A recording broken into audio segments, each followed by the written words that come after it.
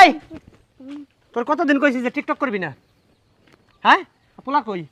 ঘুমায়। পোলা ঘুমাইতাছে? হ্যাঁ। হ্যাঁ পোলার কোনো খোঁজ খবর দিরা হস? এই কথা কস টাকা বলছি না ঘুমায়। পোলা ঘুমাইতাছে?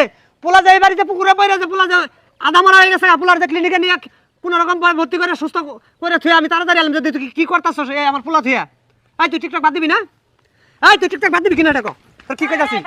আমি তোর কি হইছে কথা কই ভাই? কি হইছে? আমি তোমার সংসার করতাম না। আমার এই কি কষ্ট তোর নাম মানে ভাই গায় না ভাই গায় তুই আমি করব না। আমি না। এই সারা নাম তো সংসার এই ভাই সারা দাও।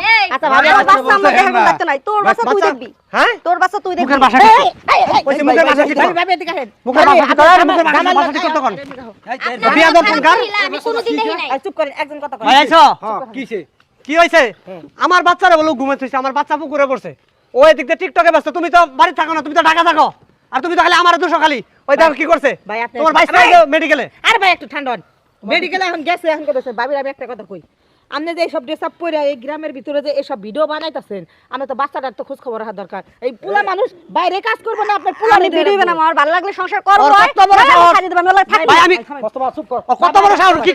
ভাই আমরা চুপ করো কইছি, চুপ করো। ভাবি একটা কথা কই শুনেন, আপনি গ্রামের মানুষ, গ্রামের পরিবেশে থাকেন।